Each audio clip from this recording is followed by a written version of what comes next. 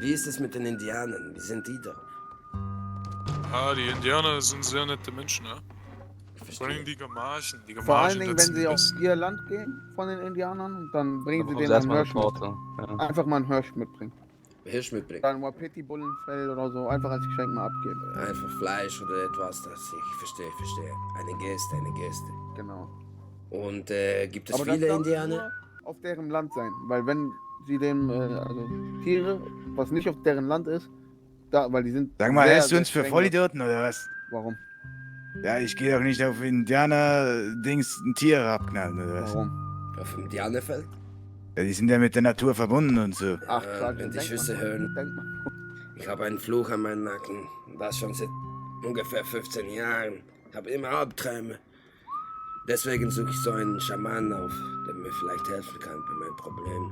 Ja, und zwar kann ich Ihnen die einfachste Lösung bringen. Selbstmord kommt nicht in Frage. Nein, die suchen sich einen Indianer, fesseln den und der soll mal ein bisschen rumschreien, dass seine Leute kommen. Und dann. Oder der sagt, wo die sind und dann geht ihr dahin. Das ist sehr interessant. Kennen Sie nicht den Indianerschrei? Nein. Der ging irgendwie. Und dann kommen die alle. Tatsächlich bin ich auf der Suche. Doch ich danke Ihnen sehr für die Informationen und wünsche Ihnen noch einen angenehmen Abend. Gentlemen. Ja, ebenso. Mal eine gebrochene Nase tut niemandem weh.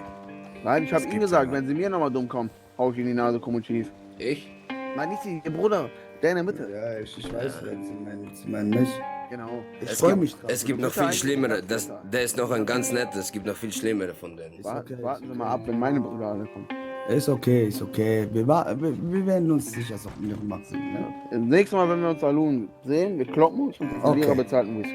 Okay, Machen wir so? fairer Deal. Wäre Deal. Ey, John, komm mal jetzt. Ja, ich komme. Ich habe hier nur einen Deal ausgehandelt. Wir haben noch einen Deal gemacht. Okay, gute Reise, Jungs. Gute Reise.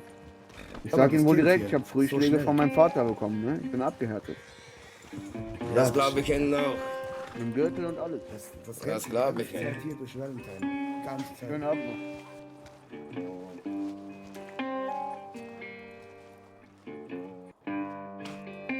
Dreck und Gesindel.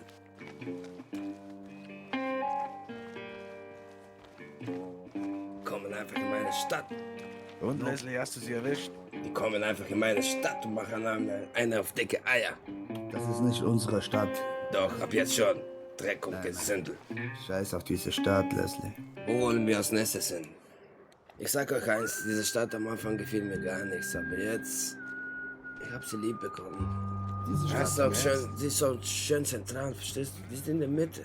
Der hält sie wahrscheinlich verkehrt rum und denkt, das ist der Süden. Leslie. Ich würde sagen, im Westen. Gehen wir mal Annesburg. Was meint ihr?